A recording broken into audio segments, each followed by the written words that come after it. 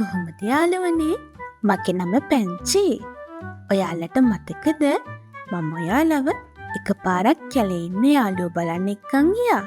අදත් මම ඔයාලව එක්කන් යන්න හිතාගෙන ඉන්නේ කැලේ තියෙන ලස්සන පෙන්නන්න. ඉතින් අපි කැලේට ගිහින්ම බලමු අද අපිට කැලේ ලස්සන බලන ගමන් ඉගෙන ගන්න තියෙන පාඩම මොකද්ද කියලා.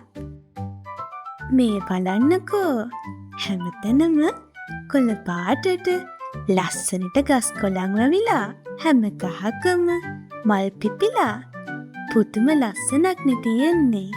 ඒ විතරක්ද කුරුල්ල කෑ ගහන සද්දේ සමනල්ල පියඹ යන හැටි බලන් ඉන්න ආසයි.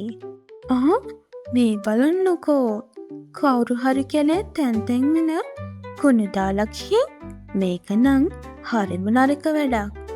මෙහෙම තැන් තැන් වල කුණු දාලා ගියාම කැලේ තියෙන ලස්සන නැති වෙලා යනවා. ඒ වගේම කැලේ ඉන්න අපේ යාළුවන්ටත් ඒක හොඳ නැහැ. ඉන්නකෝ අපි මුලින්ම මේ කුණු එකතු කරමු. ඔයාලා දන්නවද මේ කුණු තැන් තැන් වල දාලා යන්නේ නැතුව හරියට බැහැර කරන විදිය? මේ කුණු අපි වර්ග කරලයි බැහැර කරන්න ඕනේ.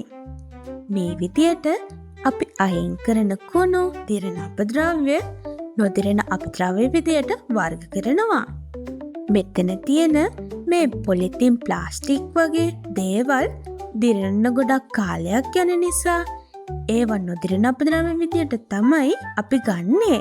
ඉතින් මේ වගේ නොදිරන කුණු පරිසරයට බැහැර කළාම කාලයත් එක්ක මේවා ගොඩ ගැහිලා ලොකු හානියක් වෙනවා.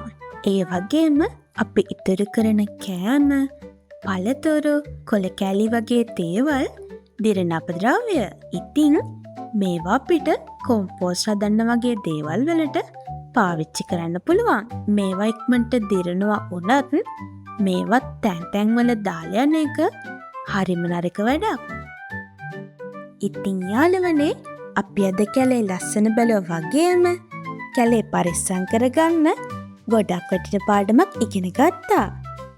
ඉතින් කැලේ විතරක් නෙවෙයි අපි ජීවත් වෙන හැම තැනදීම අපි ඉවත දාන දේවල් හරියට බලලා ඉවත දැම්මොත් තමයි අපි වගේම අපේ අවට පරිසරයක් ආරක්ෂා වෙන්නේ වගේම ලස්සනට තියෙන්නේ.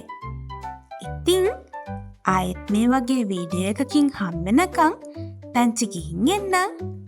ඔයාලට සුබ දවසක්.